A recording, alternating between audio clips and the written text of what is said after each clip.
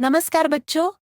आज हम इतिहास के एक बहुत ही महत्वपूर्ण अध्याय को पढ़ने जा रहे हैं जिसका नाम है new beginnings cities and states, यानी नई शुरुआत, शहर और राज्य। बच्चों, क्या आपने कभी सोचा है कि आज हम जिन बड़े बड़े शहरों में रहते हैं उनकी शुरुआत कैसे हुई होगी? राज्य कैसे बने होंगे? लोगों ने मिलकर समाज और शासन की व्यवस्था कैसे बनाई होगी? आज से लगभग 2500 साल पहले भारत में बहुत बड़े परिवर्तन हो रहे थे। छोटे छोटे गांव धीरे धीरे बड़े शहरों में बदलने लगे। व्यापार बढ़ने लगा, नए राज्य बनने लगे और शासन की नई व्यवस्थाएं विकसित हुईं। इस अध्याय में हम जानेंगे कि हड़प्पा सभ्यता के बाद भारत में दूसरा नगरीकरण कैसे शुरू हुआ। हम पढ़ेंगे सेकंड अर्बनाइजेशन ऑफ इंडिया क्या था, जनपदास और महजनपदास कैसे बने, प्राचीन भारत में शासन व्यवस्था कैसी थी, कुछ राज्यों में लोकतांत्रिक परंपराएं कैसे विकसित हुई, लोहे की तकनीक और सिक्कों ने समाज को कैसे बदला, जती सिस्टम का विकास कैसे हुआ और भारत के अलग अलग क्षेत्रों में शहर और व्यापार कैसे बढ़े। बच्चों, इतिहास केवल पुराने राजाओं और युद्धों की कहानी नहीं है। इतिहास हमें बताता है कि समाज कैसे विकसित हुआ, लोग कैसे रहते थे और हमारी आज की दुनिया किन पुराने बदलावों पर आधारित है। तो चलिए हम समय की यात्रा करते हैं और जानते हैं कि भारत में शहरों और राज्यों की यह नई शुरुआत कैसे हुई। आइए शुरू करते हैं अध्याय new beginnings, cities and states. The kingdom shall be protected by fortifying the capital and the towns at the frontiers. The land should not only be capable of sustaining the population but also outsiders in times of calamities. It should be beautiful, being endowed with cultivable land, mines, timber forests, elephant forests, and good pastures reaching cattle. It should not depend only on rain for water. It should have good roads and waterways. It should have a productive economy with a wide variety of commodities. Kautilya अर्थशास्त्र। बच्चों, यह कथन प्राचीन भारत के महान विद्वान कौटिल्य की पुस्तक अर्थशास्त्र से लिया गया है। कौटिल्य बता रहे हैं कि एक अच्छा राज्य कैसा होना चाहिए। राज्य की सुरक्षा के लिए राजधानी और सीमा के शहरों को मजबूत किलों से सुरक्षित करना चाहिए। केवल सुरक्षा ही जरूरी नहीं है, बल्कि राज्य की भूमि ऐसी होनी चाहिए जहां लोग आराम से रह सके और आपदा के समय बाहर से आए लोगों को भी सहारा मिल सके।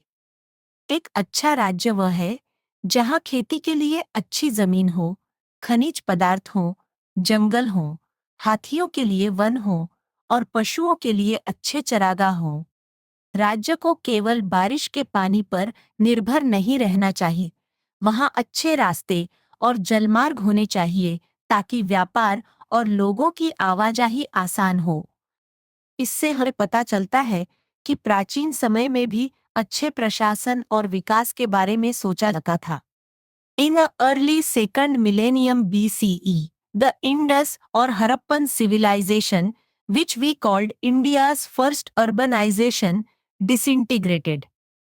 Some of its cities were abandoned, in others, people continued living there but returned to a rural or village lifestyle.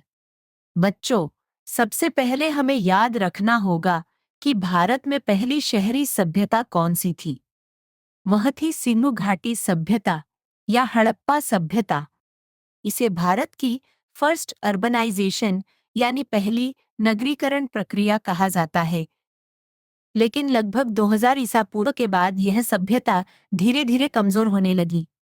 कई शहर खाली हो गए और जहां लोग रहे भी वहां शहरों की जगह गांव जैसा जीवन शुरू हो गया। क्योंकि हड़प्पा सभ्यता की बहुत सारी विशेषताएं समाप्त हो गई थी। All the components of the Harappan urban order had disappeared. Elaborate structures, crowded streets, busy markets, specialized occupations, writing system, sanitation system and administration. Harappa सभ्यता में बहुत विकसित शहर थे। वहां बड़े भवन थे, बाजार थे, अलग अलग काम करने वाले लोग थे, जैसे कुम्हार, लोहार, बुनकर और कारीगर। लिखने की व्यवस्था थी, नालियों की अच्छी व्यवस्था थी, प्रशासन था। लेकिन समय के साथ ये सभी व्यवस्थाएं समाप्त हुई। इसलिए भारत में लगभग 1000 वर्षों तक बड़े शहरों का विकास बहुत कम रहा। Beginning of second urbanization. Then, in the first millennium BCE, a vibrant new phase of urbanization began in the Ganga Plains, parts of the Indus Basin, and neighboring regions. अब बच्चों, पहली शहरी सभ्यता के बाद भारत में दूसरी बार शहरों का विकास शुरू हुआ। यह विकास मुख्य रूप से गंगा के मैदानों में हुआ। इसे कहा गया second urbanisation of India, Bharat का दूसरा नगरीकरण। हमें इसके बारे में जानकारी दो मुख्य स्रोतों से मिलती है, पुरातात्विक खुदाई से, प्राचीन साहित्य से, जैसे बाद के वैदिक ग्रंथ, बौद्ध और जैन साहित्य। इन ग्रंथों में नए शहरों का वर्णन मिलता है। Janapadas and महजनपदास। Towards the end of the second millennium BCE, regional cultures gradually reorganized themselves in North India. As people formed clans or groups, each clan came to be associated with a territory or janpada led by a raja or ruler. इस समय उत्तर भारत में लोग छोटे छोटे समूहों या कुलों में रहने लगे। हर समूह की अपनी भाषा, परंपरा और संस्कृति थी। धीरे धीरे हर समूह एक निश्चित क्षेत्र में बस गया। इस क्षेत्र को कहा गया जनपड़ा जनपद। जनपद का अर्थ है वह स्थान जहां लोग बस गए हों। हर जनपद का एक राजा होता था, जिसे राजा या रज कहा जाता था। The janapadas grew as trade networks expanded and connected them. By the 8th or 7th centuries BCE, some early states merged together and became known as Mahajanapadas. जब व्यापार बढ़ने लगा और अलग अलग क्षेत्रों के बीच संपर्क बढ़ा तो जनपद भी बड़े होने लगे। कुछ छोटे राज्यों ने मिलकर बड़े राज्य बनाए। इन बड़े राज्यों को कहा गया महजनपदास, महाजनपद। प्राचीन भारत में मुख्य रूप से 16 महाजनपदों का उल्लेख मिलता है।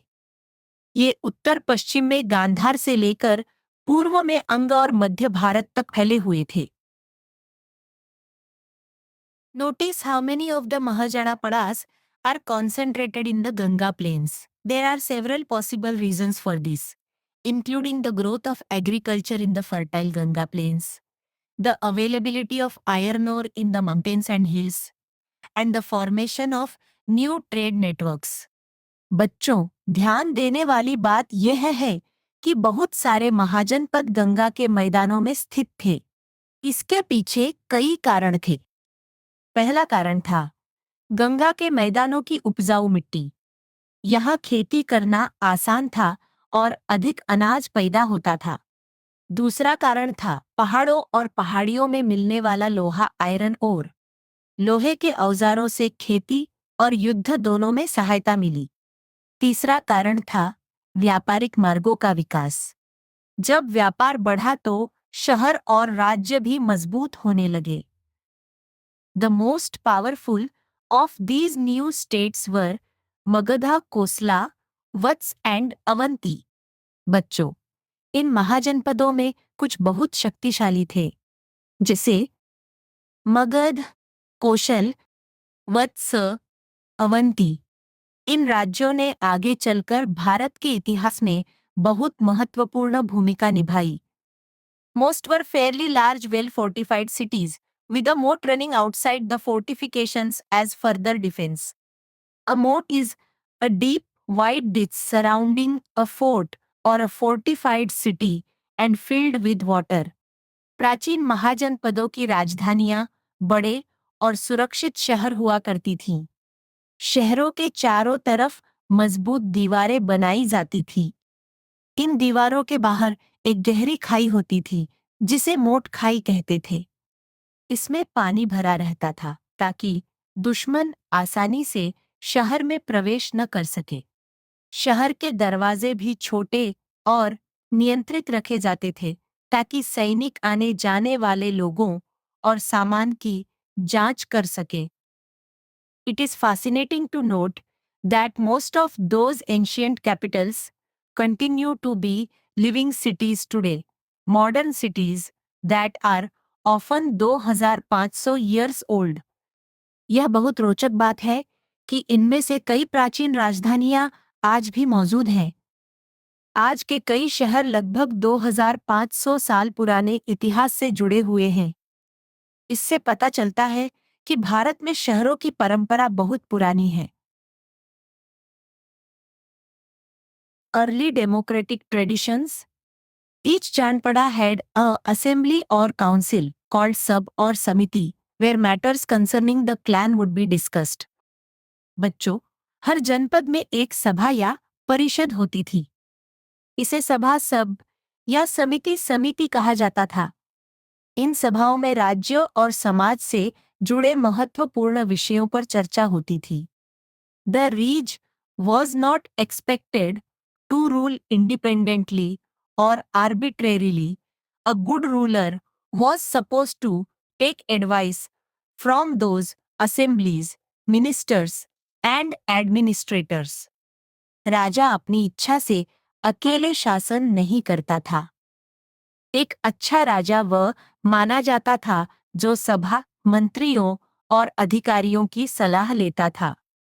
अर्थात उस समय भी लोगों की राय और सलाह का महत्व था।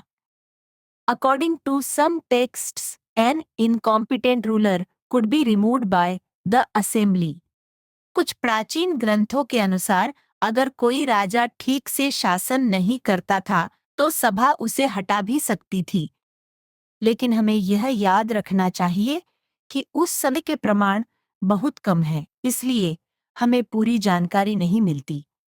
Mahajanpadas, monarchy, and republic. Some were, in effect, monarchies, in the sense that the Raj was the ultimate authority, supported by ministers and an assembly of elders. महाजनपदों में कई राज्य राजतंत्र यानी मोनार्की थे। इसमें राजा सबसे बड़ा अधिकारी होता था। उसकी सहायता के लिए मंत्री और बुजुर्गों की सभा होती थी।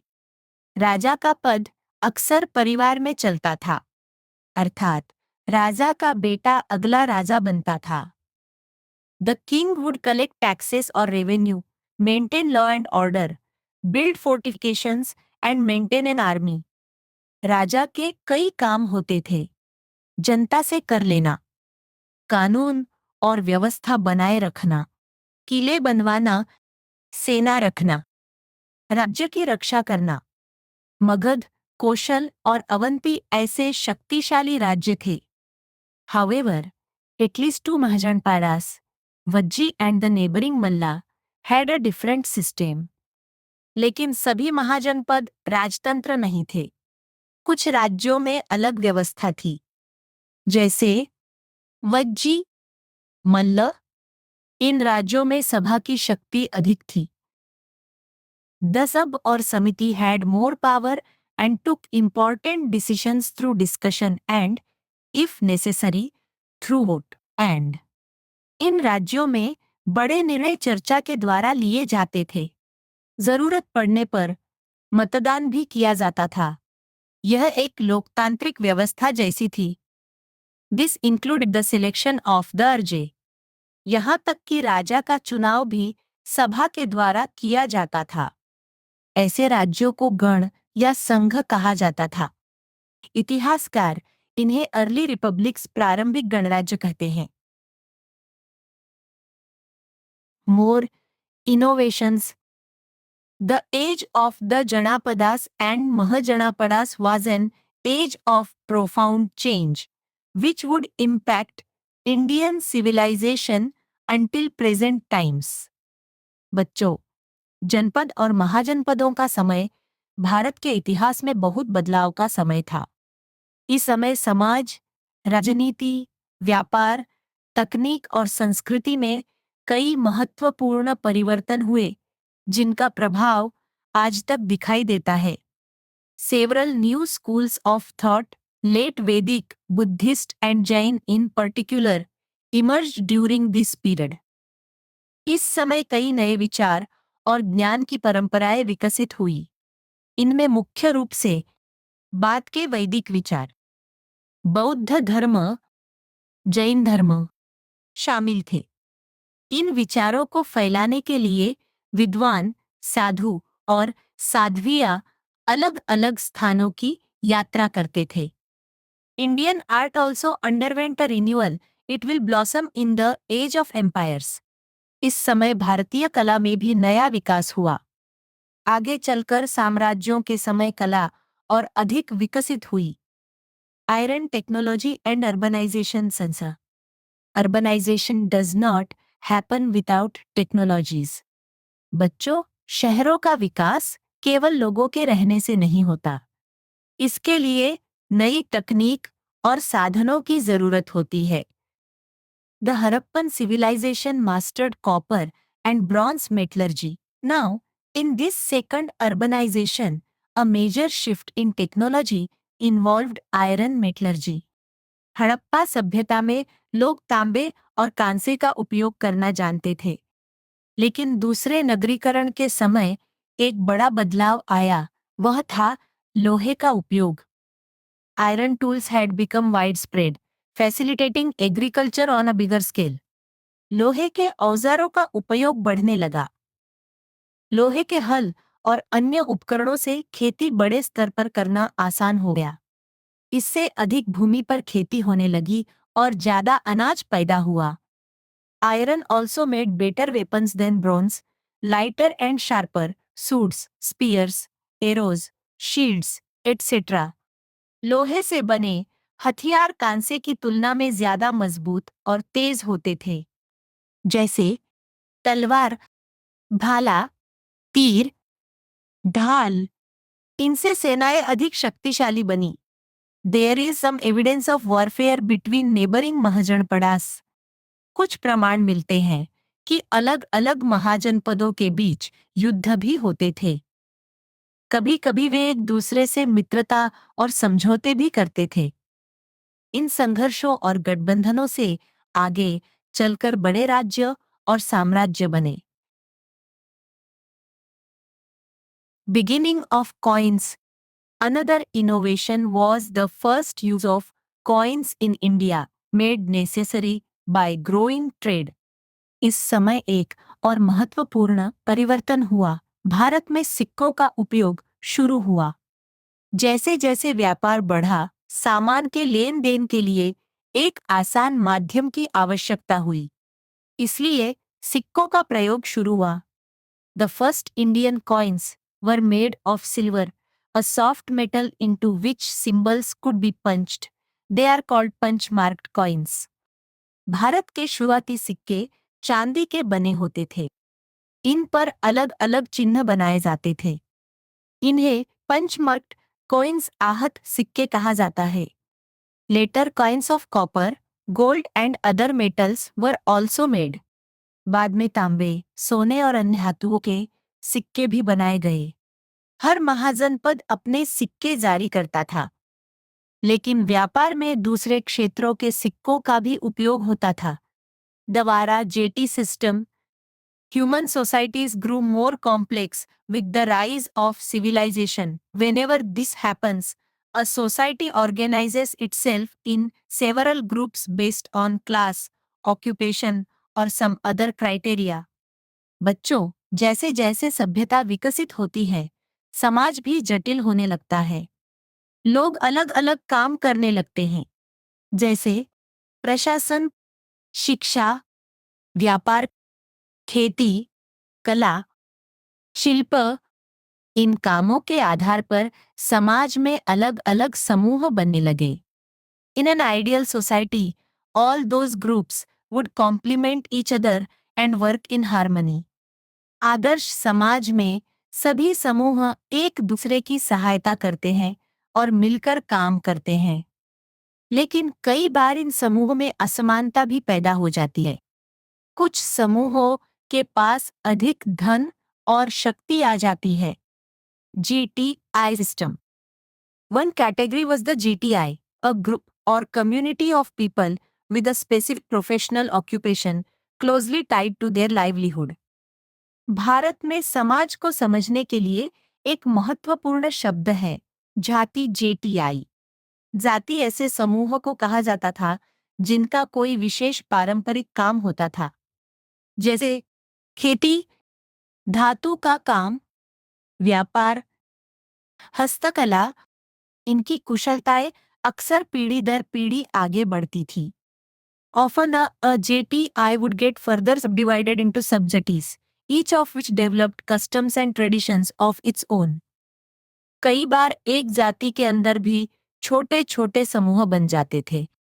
इन्हें उपजाति कहा जाता था। उनकी अपनी परंपराएं, रीति रिवाज और जीवन शैली होती थी। वारा system. Along with the GTI, there is another category, that of Vara, a concept that emerged from Vedic texts. जाति के साथ एक और व्यवस्था थी, वर्ण व्यवस्था। यह विचार वैदिक ग्रंथों से आया। इसमें समाज को 4 वर्णों में बांटा गया था। Brahmins were engaged in preserving and spreading knowledge, and in the performance of rituals.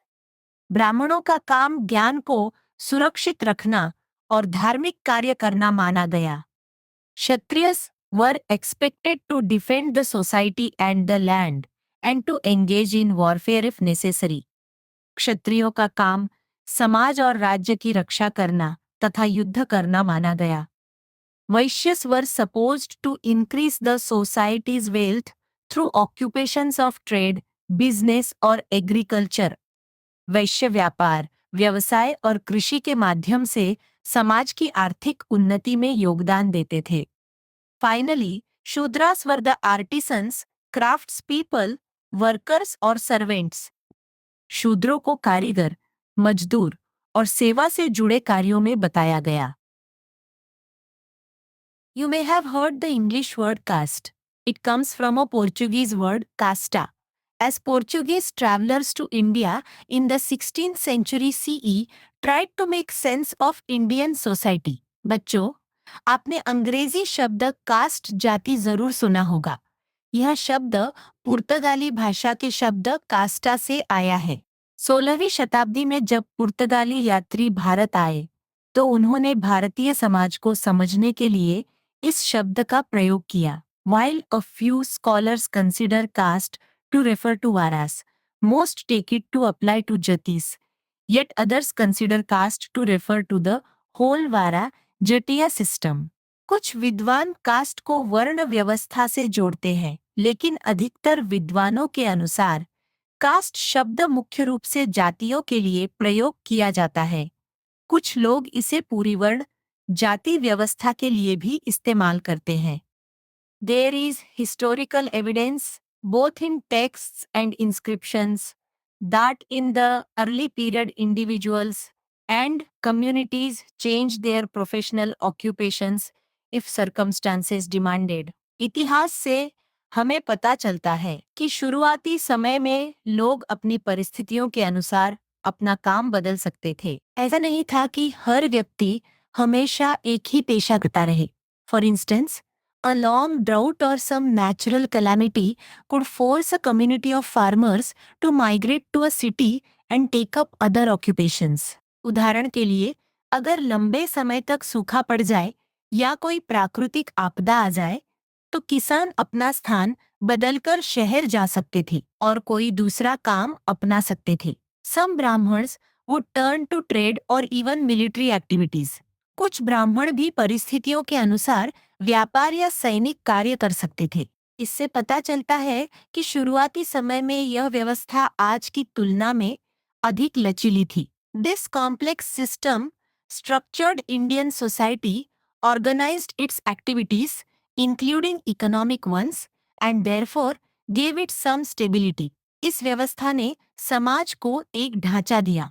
लोगों के अलग अलग कार्य निश्चित हुए, जिससे आर्थिक और सामाजिक गतिविधियां व्यवस्थित हुई। In time, however, the system became rigid and led to inequalities and discrimination towards the lower jatis or some communities excluded from the जति सिस्टम। लेकिन समय के साथ यह व्यवस्था कठोर होती गई। इसके कारण समाज में असमानता और भेदभाव जैसी समस्याएं पैदा हुई। कुछ समुदायों को समाज में बराबरी का स्थान नहीं मिला। There is a broad agreement that the system was significantly different, more flexible in earlier periods, and became more rigid with the passage of time. इतिहासकारों का मानना है कि शुरुआती समय में वर्ण जाति व्यवस्था अधिक लचीली थी।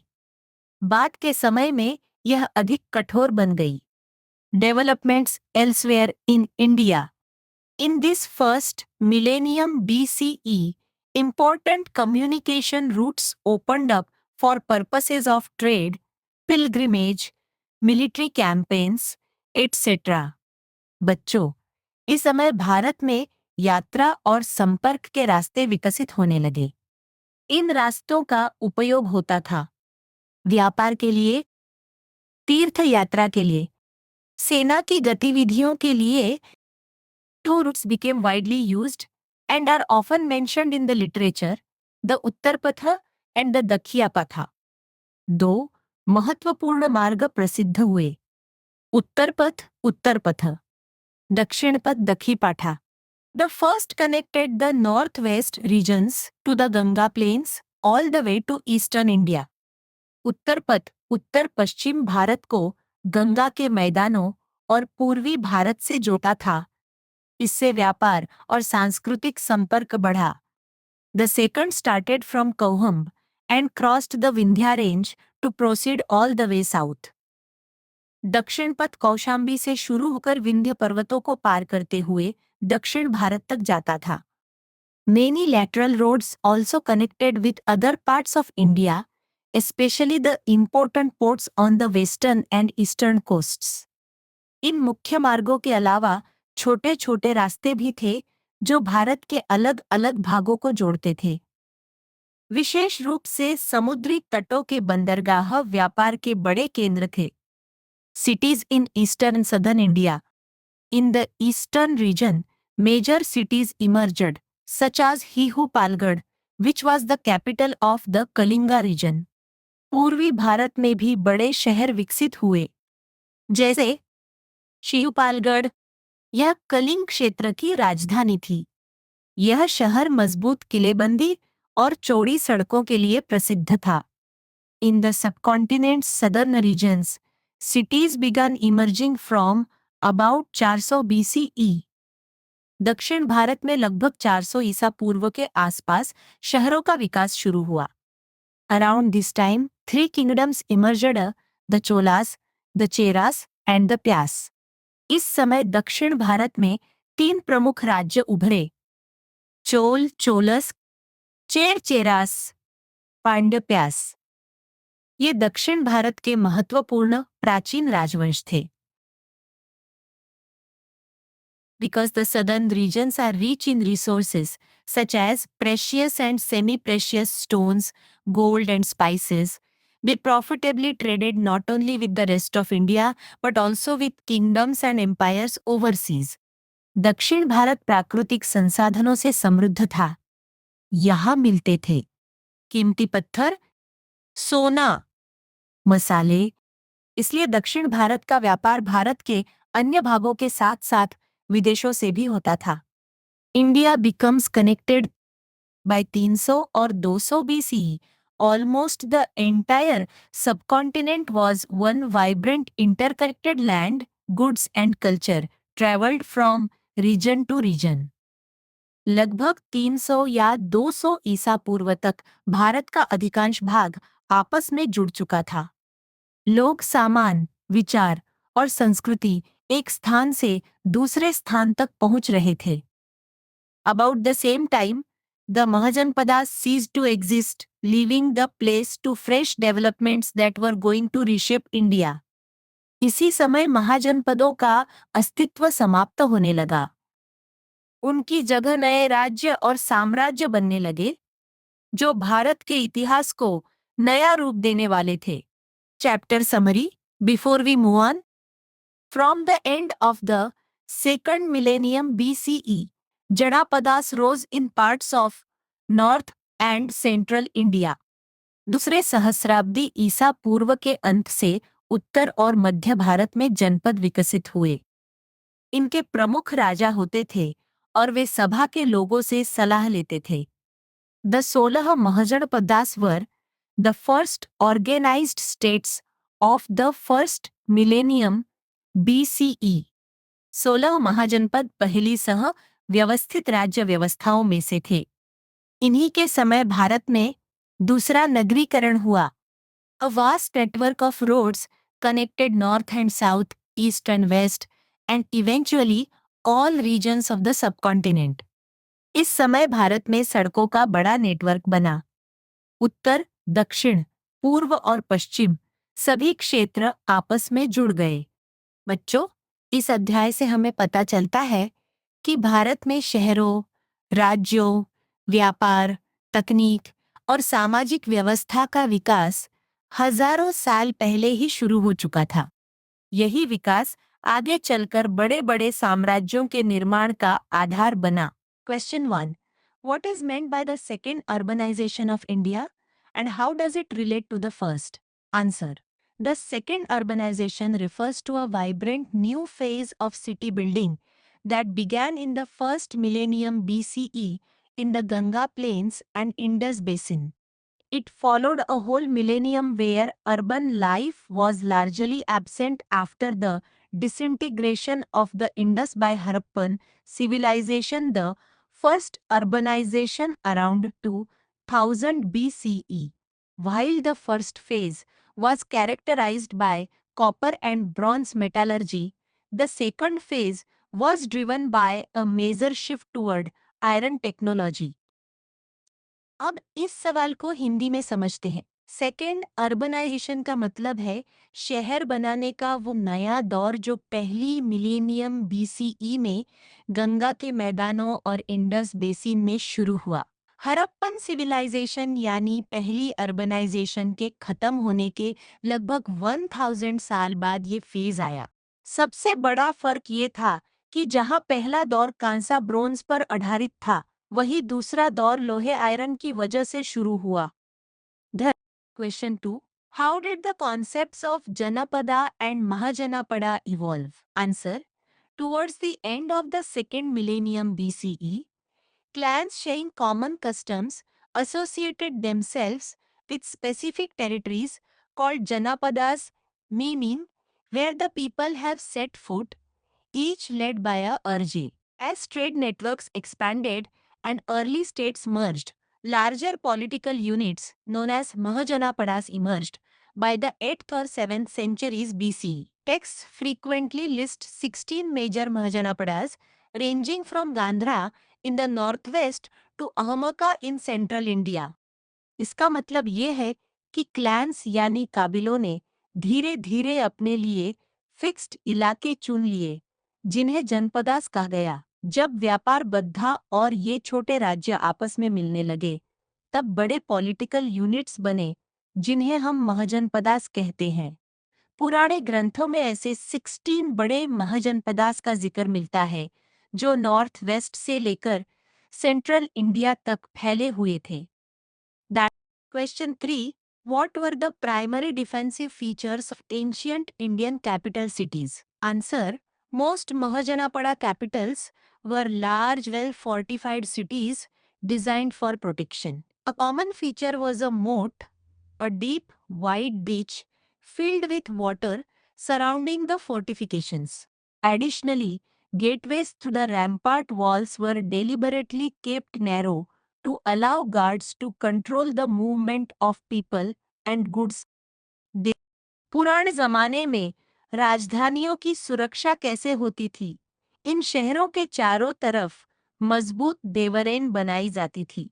एक खास फीचर था मोटा, जो कि एक गहरी और चौड़ी पानी से भारी खाई होती थी, जो किले के चारों तरफ होती थी। साथ ही शहरों के दरवाजे गेटवेज बहुत पतले रखे जाते थे ताकि गार्ड्स हर आने जाने वाले पर नजर रख सकें। Question 4. What are the key differences between monarchical Mahajanapadas and early republics? Answer.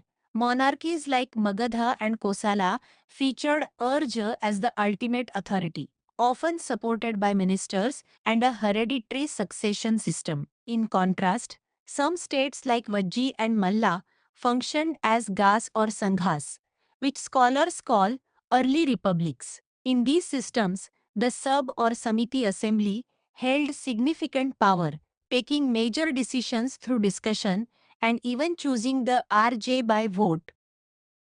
मानार्की यानी राजतंत्र में राजा ही सबसे बड़ा होता था और ये पद अक्सर पुश्तैनी हेरेडिटरी होता था। लेकिन वज्जी और मल्ला जैसे राज्यों में अर्ली रिपब्लिक्स यानी लोकतांत्रिक व्यवस्था थी। यहाँ सभा के पास असली ताकत होती थी, जहाँ चर्चा करके फैसले लिए जाते थे और कभी-कभी तो राजा को वोट डालकर चुना जाता था। Question 5. How did iron metallurgy impact agriculture and warfare during this period? Answer. By the late second millennium BCE, the widespread use of iron tools facilitated agriculture on a much larger scale. In warfare, iron provided a technological edge because it could be used to create weapons such as swords, spears, and shields that were lighter and sharper than those made of bronze. This technological shift contributed to military campaigns and the eventual rise of empires. लोहे iron के इस्तेमाल ने सब कुछ बदल दिया। लोहे के औजारों से बड़े पैमाने पर खेती एग्रीकल्चर शुरू हुई। युद्ध के मैदान में भी लोहे से बनी तलवारें और भाले ब्रोंज के मुकाबला ज्यादा हल्के और तेज थे। इस नई टेक्नोलॉजी की वजह से ही बड़े बड़े साम्राज्य एम्पायर्स बन पाए। Question 6. What role did the first Indian coins play in the growing economy? Answer. The growth of trade necessitated the innovation of coins, the first of which were made of silver. These are known as punch-marked coins because symbols were punched into the soft metal. While each Mahajanpad generally issued its own currency, coins from neighboring regions were also exchanged, facilitating trade both within the subcontinent and with the world. व्यापार बढ़ने पर पैसों की जरूरत पड़ी, इसलिए चांदी के पंचमार्क सिक्के शुरू हुए। इन पर सिंबल्स पंच किए जाते थे। हर महाजनपड़ा की अपनी करेंसी होती थी, लेकिन दूसरे राज्यों के सिक्के भी एक्सचेंज किए जाते थे, जिसने देश और विदेश के साथ व्यापार को बहुत आसान बना दिया। क्वेश्चन 7. डिस्क्राइब द वरा jetty system and it's social impact in ancient India. Answer. The society was organized into a two-fold system, JTI and Vara. JTI referred to professional groups like smiths or farmers whose skills were transmitted across generations. The Vara system consisted of four categories: Brahmins' knowledge by rituals, Kshatriyas' defense by warfare, Vaishyas' trade by agriculture, and Shudras' artisans by workers. While this system initially provided social stability, it eventually became rigid, leading to inequalities. समाज दो हिस्सों में बटा था, jetty और वरा। Jetty काम के आधार पर थी, जैसे किसान या लोहर। वरा सिस्टम में चार वर्ग थे: ब्राह्मण, क्षत्रिय, वैश्य और शूद्र। शुरुआत में ये सिस्टम समाज को स्टेबल रखता था, लेकिन बाद में ये काफी सख्त हो गया, जिससे समाज में भेदभाव और ऊंच नीच बढ़ने लगी। Question 8. What were the Uttarpatha and Dakiya path and why were they significant? Answer. These were two major communication and trade routes that opened during the first millennium BCE. The Uttarapath connected the northwest regions to the eastern Ganga plains, while the Dakiya path started near Kaumba and cross the Vindhya range to reach the south. These routes were vital for the movement of goods, pilgrims, military campaigns and ideas. ये दो बहुत बड़े व्यापारिक रास्ते थे। उत्तर पथ north west को east के मैदानों से जोड़ता था और दक्षिणा पथ नॉर्थ इंडिया को साउथ इंडिया से जोड़ता था। इन रास्तों की वजह से न सिर्फ सामान बल्कि पिलग्रिम्स, सेना और नए विचार आइडियाज पूरे देश में पहुंचे। क्वेश्चन 9, अकॉर्डिंग टू कौटिल्या's अर्थशास्त्र, what qualities should a well-governed kingdom possess? Answer: Kautilya advised that a kingdom should be protected by fortifying the capital and frontier towns. The land should be self-sustaining, endowed with cultivable fields, mines, forests, and pastures, and it should not rely solely on rain for water. Furthermore, a kingdom requires a productive economy with good roads, waterways, and trade commodities. Kautilya के अनुसार एक अच्छे राज्य को अपनी सुरक्षा के लिए कैपिटल्स और बॉर्डर पर किले बनाने चाहिए। देश सेल्फ सस्टेनिंग होना चाहिए, यानी उसके पास खेती की जमीन, खाने माइंस और जंगल हों। साथ ही पानी के लिए सिर्फ बारिश पर निर्भर नहीं रहना चाहिए और व्यापार के लिए अच्छी सड़कें और नदियों के रास्ते होने चाहिए। The Question 10. What types of evidence do historians use to study the Mahajanapadas? Answer: Historians rely on two main sources: archaeological excavations and ancient literature. Excavations at sites like Rajgir, Kauhum, and Hihupalgarh confirm the existence of these urban centers. Literary evidence comes from lit Vedic, Buddhist, and Jain texts, which are full of references to these cities, as well as ancient Tamil literature describing the early kingdoms